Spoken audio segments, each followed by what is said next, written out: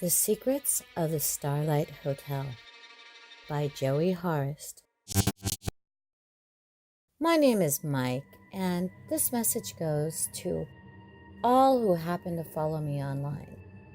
My time here on Reddit, I have enjoyed countless ghost stories about haunted houses and so forth.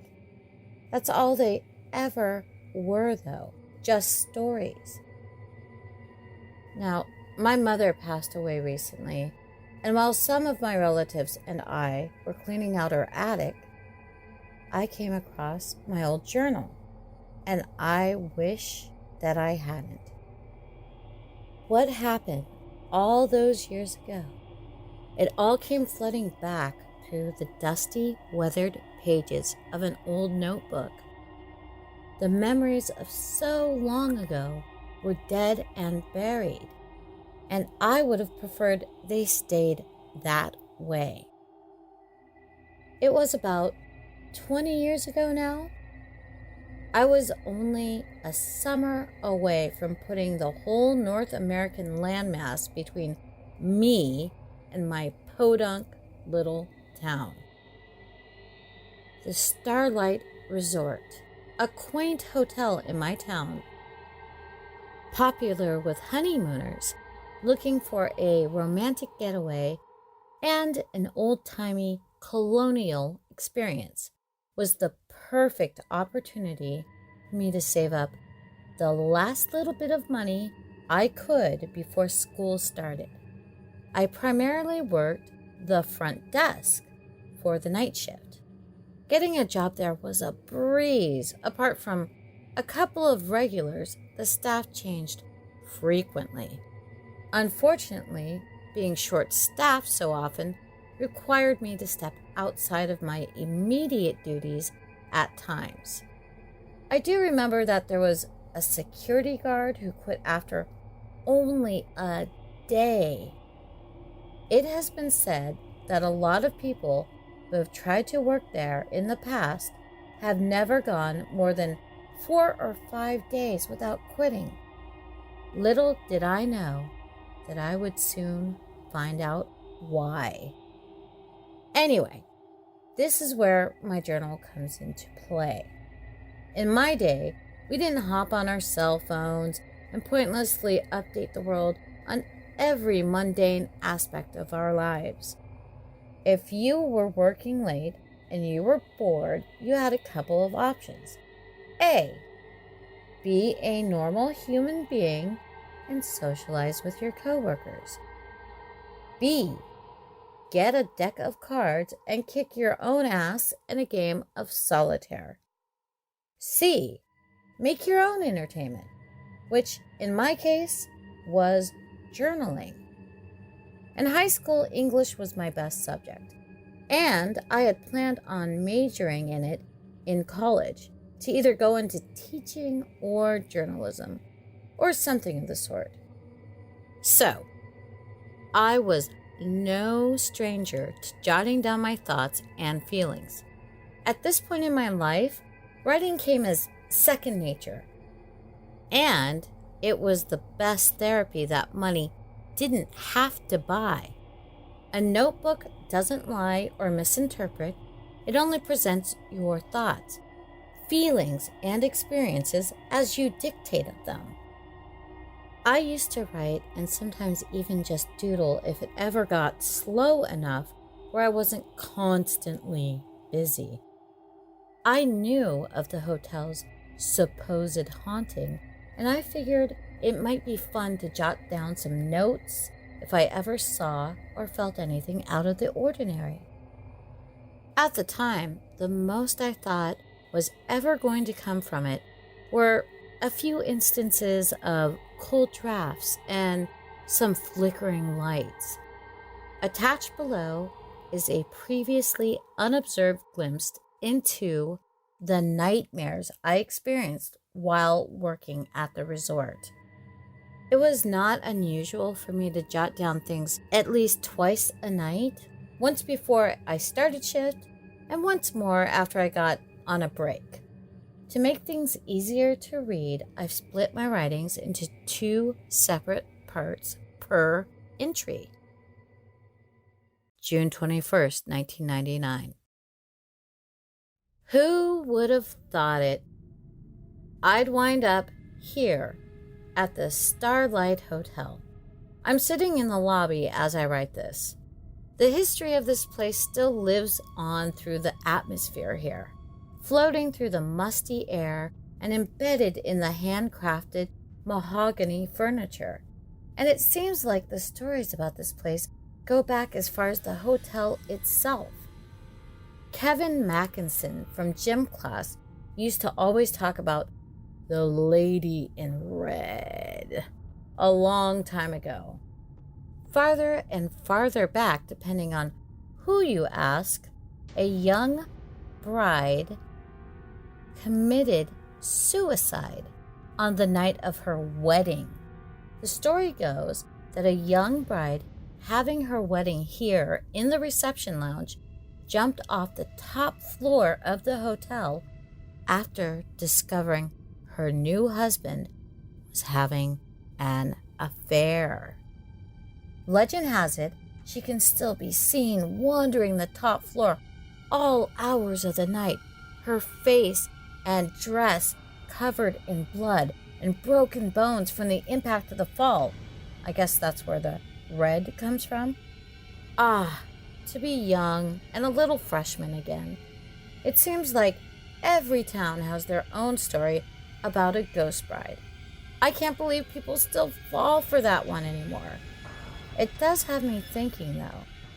All these rumors floating around this place, even if they are fake, the stories themselves have to be based on something.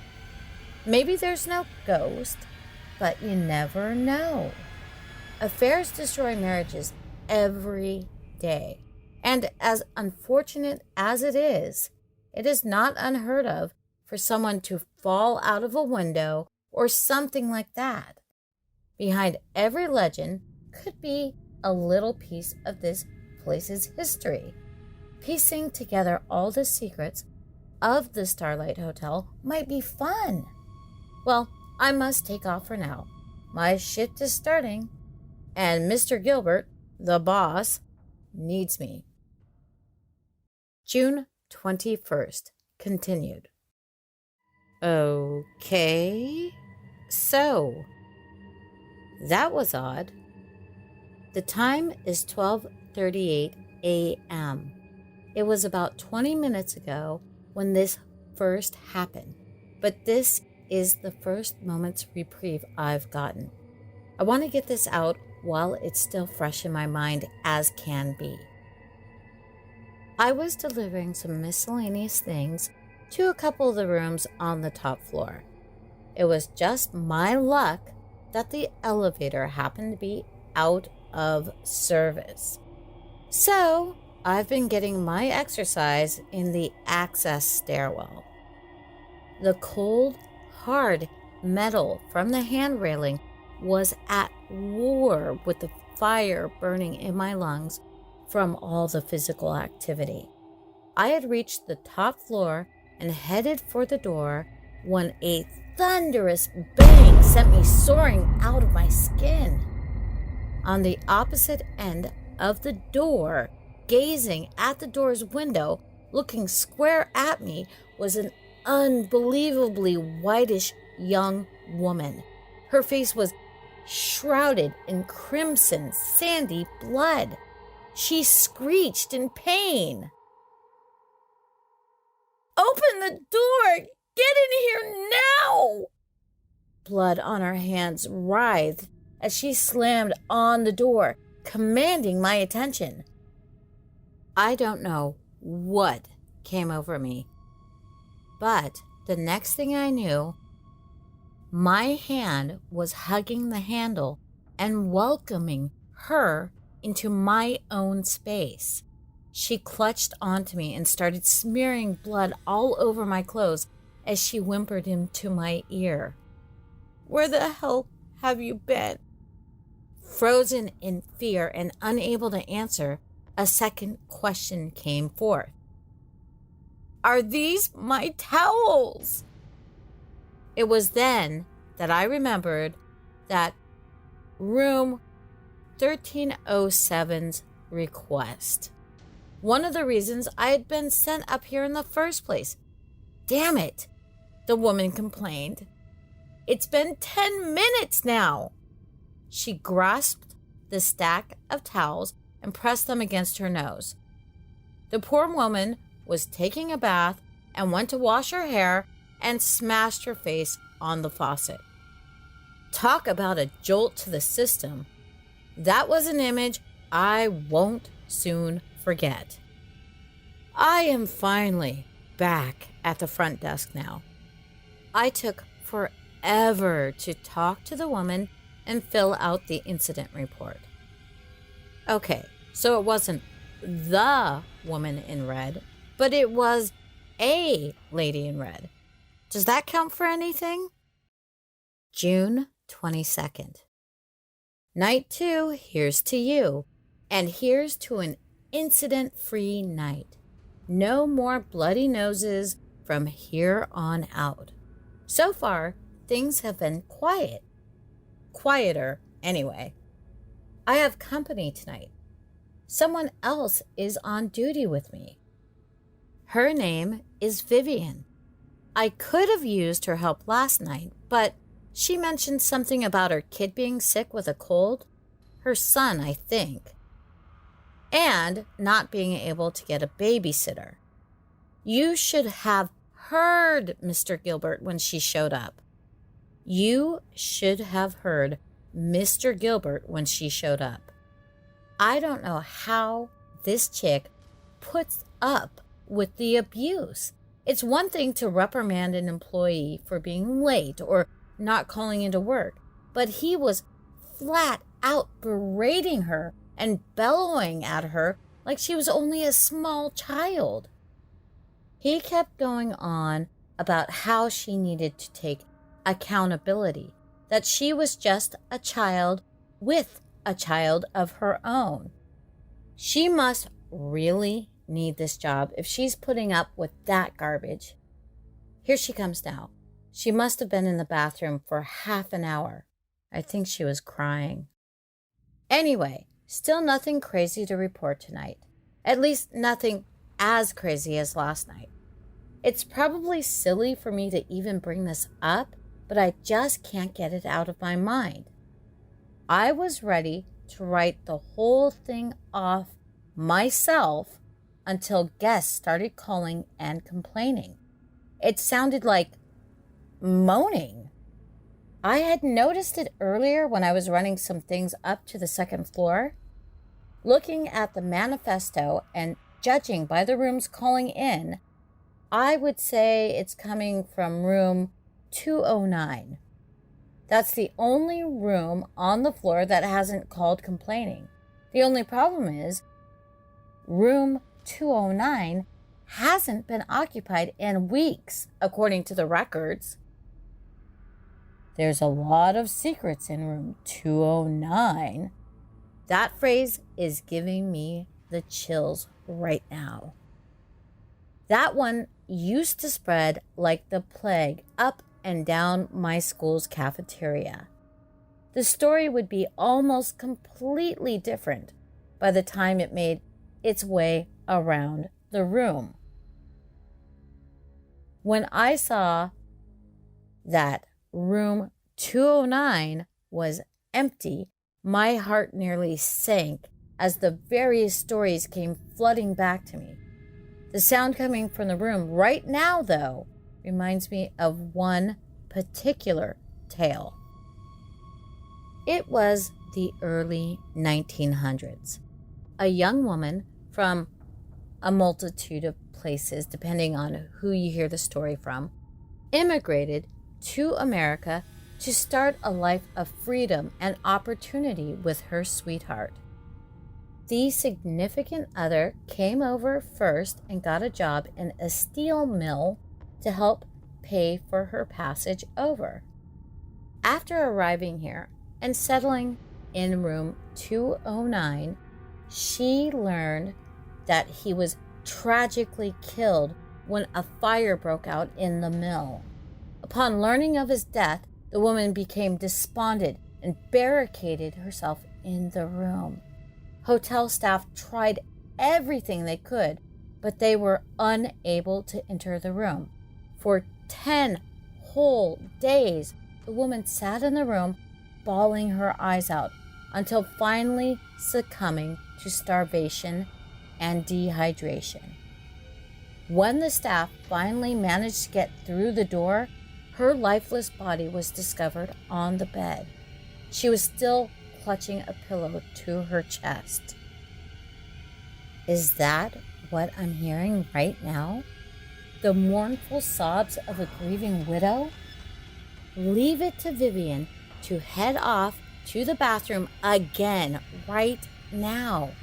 I'd give up to a week's paycheck to have anyone else go up there with me and check it out. I don't want to go alone. When housekeeping goes in there just to clean the room, they do it in shifts, never going alone. And they are always in and out, no messing around. What am I going to do? I'm just one man, the new guy. Unfortunately, I'm not really in any position to say no. Here goes nothing. I'll have to be as quick as the maids. With any luck, I should be back before the ink on this paper dries. June 22nd. Continued. Damn it. I knew I shouldn't have gone up there. What am I going to do now? I've never dealt with something like this before. That room was completely emaciated. How the hell could that have happened? No one said anything about this. No one should go back into room 209. I got water all over my damn shoes. And I liked this pair. Stupid busted pipe. I'm grateful that the damage was minimal, at least. Mr. Gilbert had me seal the room up. No one else on the floor reported any issues, and no water got into anyone else's room. That's the good news. Mr. Gilbert says that he's gonna get some guys to handle it tomorrow. So, I guess I didn't hear the cries of the grieving widow after all. Just the wailing of a busted water pipe.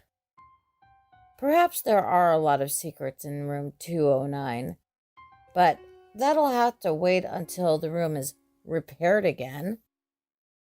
June 23rd. What fresh hell awaits me tonight? This has been the most stressful couple of days I've ever had. I guess somebody up there is making me work hard for my money. So far, tonight has been gleefully uneventful. Thank God. Maybe I can rest easy and just do an average night's work. Knock on wood. Vivian came in a little late tonight, but I don't think Mr. Gilbert noticed this time. When I went to clock in, he reeked of booze. And he wasn't too friendly tonight either. When I told him I was here, he just grunted, "Get to work," and went back to hitting the bottle. I guess managing a hotel isn't easy business. It takes a lot of mental toll on you. I feel bad for the guy, but he could try to be a little more friendly. Off to work I go for now. June 23rd, continued. Break time. And what a wonderful break time it is. I finally get to do what my original job description entails. Sit at the front desk and answer the phone. I think I'm a little bored tonight. There's no excitement. I managed to get in more than a few words with Vivian tonight.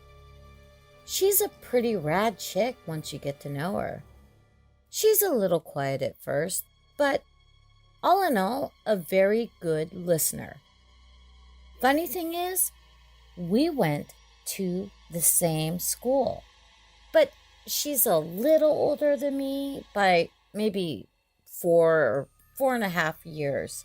I think maybe she just graduated before I got there. I figured maybe I would ask her what she's heard about the place. That didn't go as well as I hoped, though. She just said that she wasn't much for ghost stories and didn't go in for that sort of thing. I figured it might be better to just change the subject. Without thinking, I just blurted out the first thing that entered my mind. How about Mr. Gilbert, huh? He can be a real hard-ass sometimes, huh? The air in the room went from warm and inviting to tense and chilly. She glanced down at the floor. What are you gonna do? Bosses are crap, am I right?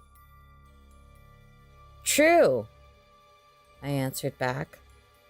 But I heard the way he speaks to you. Why do you put up with it? If someone gave me crap for taking care of my kid, that would be it. Where else am I gonna go? I'm stuck here. That's all she said, just like that. No feeling in her voice. I feel so bad for this poor girl. I can't imagine feeling trapped like that with no way out. It must be hell. There must be something else you can do, I asserted. Why don't you just quit? Would you help me? I didn't quite understand what she meant. Would you help me get out of here? Go find a better place. Okay. Isn't this something you can do personally, though? Shh! Suddenly, Mr. Gilbert was coming back from wherever he was. That was the end of that. She shushed me and took off for the bathroom. She didn't like to be in the same room with him if she could help it. I was surprised he didn't ask me what I was up to by myself.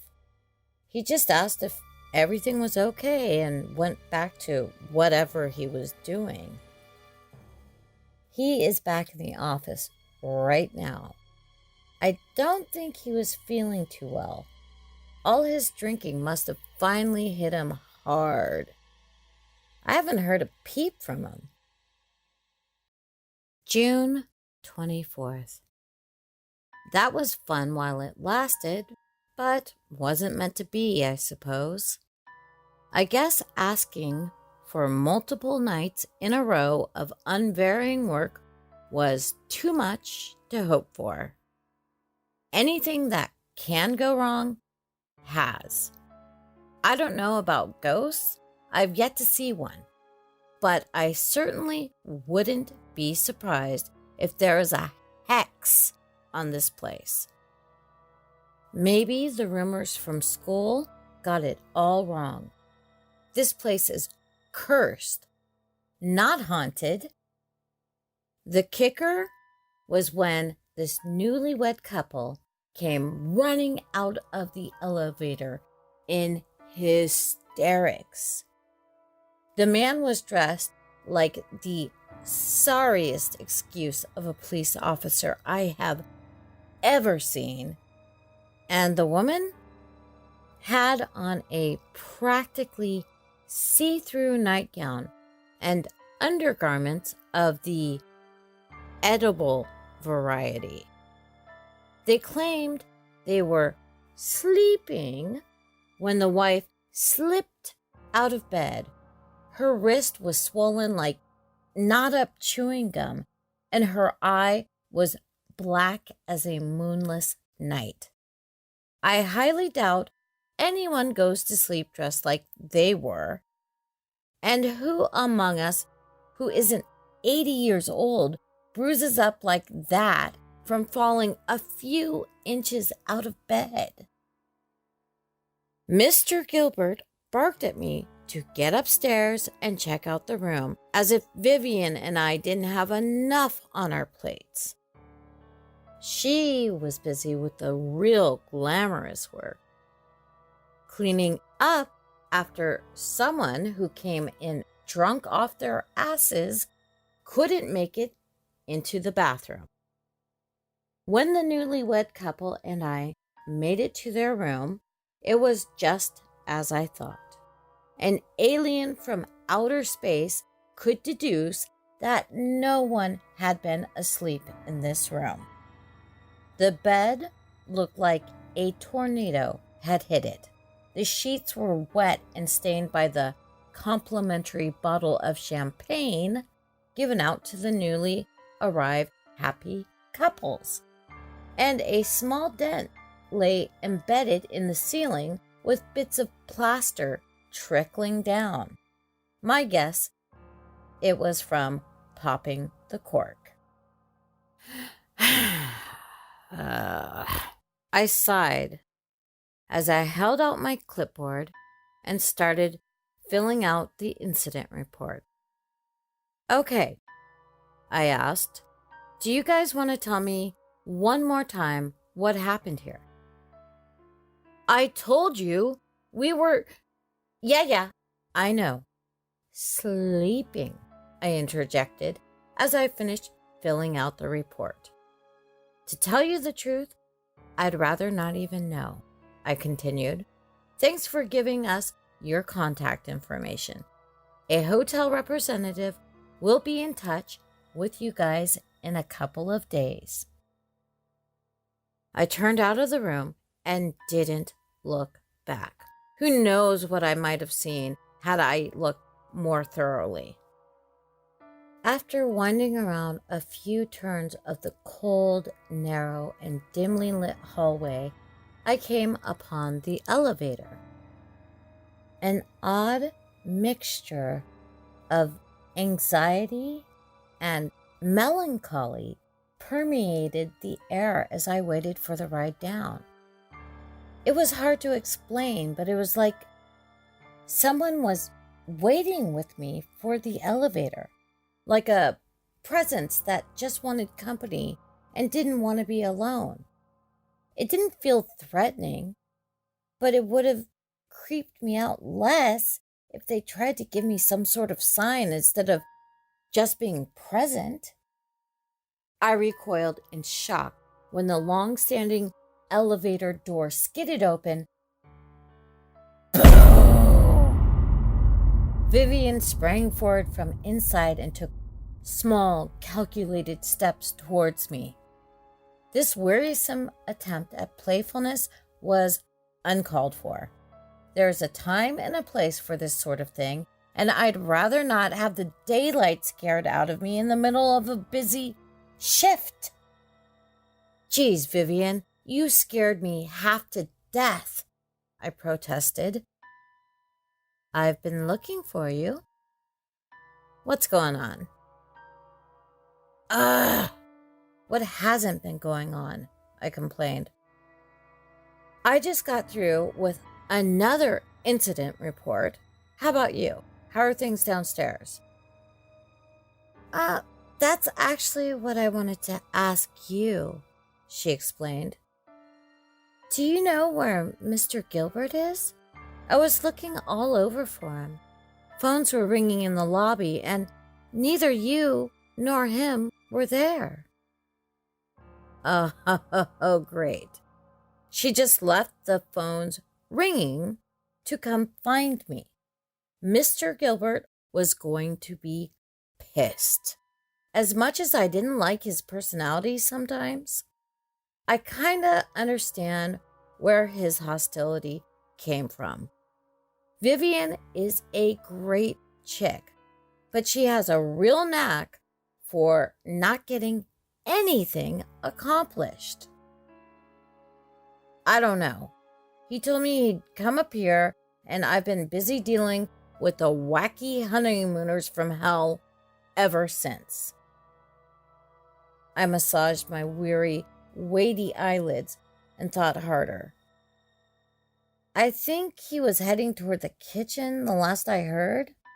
I think a chef cut their finger on a knife or something, and now they've got a big problem. This night has been hell. She looked at me dead square in the face. It was the first time we locked eyes. I never noticed just how beautiful they were before. Like a painting, one that had faded over the years and didn't have that look anymore. These were the eyes of an old soul. "You're right," she said. "I know. Now we gotta get back downstairs before Mr. Gilbert has it in for both of us." "No, that's not what I meant. I mean, you were right before. It's time I go somewhere else. Find someplace better. It's time he knows." She couldn't possibly be serious. She had to pick tonight out of all nights to quit? Damn it! "I'm sorry, but this time I'm with Mr. Gilbert. Take some responsibility and don't just quit and leave everyone else hanging." What was she thinking? June 24th, continued. Vivian is gone now. I haven't seen her since the elevator. I guess she left now. I haven't seen Mr. Gilbert for a while. I checked the kitchen thinking maybe he still hadn't wrapped things up over there. The light was on and the freezer was open a crack, but that's about it. I closed it up and shut everything down in there for him. He'd kill me if I let the food go bad, if he had the energy to after killing Vivian for her abrupt exit. On one hand, I am pissed that she just took off and left me. But on the other hand, I'm kind of glad I inspired her to move on in life. Well, another day, another dollar. I'll miss you, Vivian. It was nice getting to know you. June 25th. Some slight background information. This particular entry had to be logged on separate paper when I originally hand wrote it. After you read it, you'll understand why. Oh my God. What have I done? There was no one there. I didn't hear anything, not a peep. How didn't I see anything? There was a horrible accident. I showed up to work today and a different manager was there. Mr. Gilbert was found dead this morning, frozen to death after being locked in the freezer. I've been at the police station from 9 o'clock this morning until about 8:30 p.m. Since I was the only one at the front desk on duty when it happened, they had a flurry of questions for me.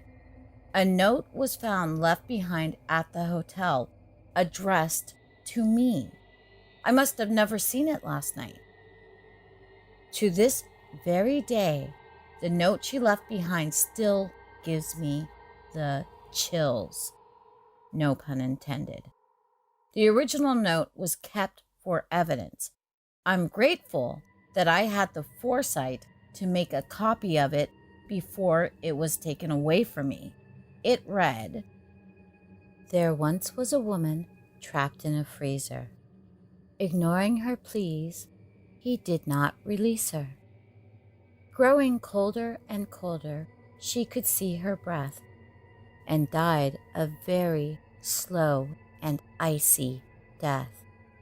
Despite his crime of ignorance, he had no shame. He will only learn if his fate is the same. The sins of the father must be repaid. Do your research and you will find your proof, convicting the one who was ever aloof. You looked upon my situation with much pity, and now I've found a way for you to help me. Trust what I say and do not bat an eye. This man is certainly not a good guy. You must strike now. It is prime time. Hurry and return to the scene of the crime. There is only so much I can do, and the rest is to fall upon you. He will beg and plead and scream and shout, but you mustn't ever let him out. Congratulations, Mike. You spent your time here investigating legends. Now you have the honor of being a part of a real one. Thanks for sticking around as long as you did. No one else ever would. Signed, Vivian Gilbert. That was the first time I had ever heard her last name. I had no clue she was Mr. Gilbert's daughter. What the police told me next really threw me for a loop. They were insistent the note couldn't have come from her because she had been dead for the previous 10 years at that time.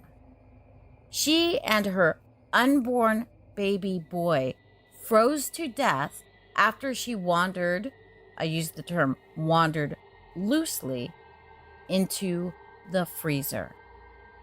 I couldn't believe what I was hearing. She couldn't have been dead.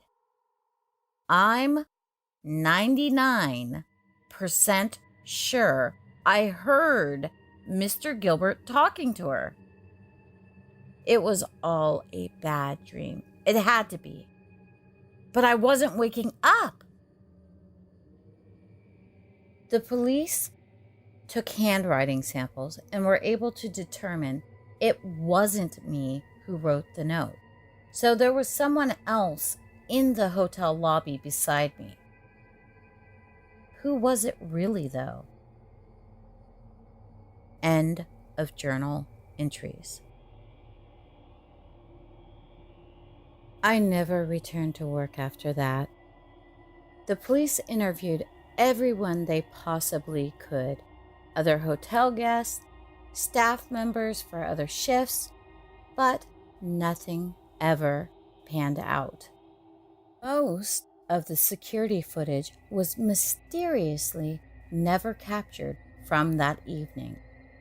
Just a small portion of Mr. Gilbert staggering into the freezer and me nonchalantly closing it up. His death would go on to be ruled accidental, and I would be cleared of any wrongdoing. Some of the security footage from other nights would go on to be reviewed but never revealed anything new. I could always be seen talking to someone who was just out of the frame of the camera.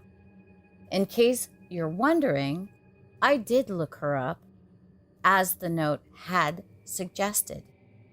The first thing that the computer spit back out at me was an old news article about a young pregnant woman found dead after a suspicious accident at the Starlight Hotel. There was even a picture attached. Distressing as it may be, I recognized the person in the photo all too well.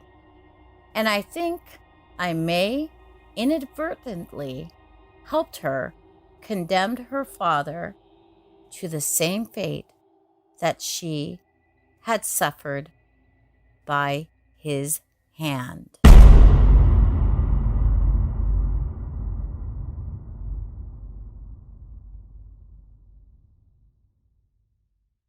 And I hope you all enjoyed the remaster of the exclusive story written by Joey Horist for me called The Secrets of the Starlight Hotel. It is a fabulous, haunting ghost story, semi-romantic in feel, mystery. It's got everything. I really love the story, and thus the remaster. I hope you all loved it, and I hope you have a great 2020. All right, you guys, I'll see you soon. Have a great year. I'll be there with you. Bye now.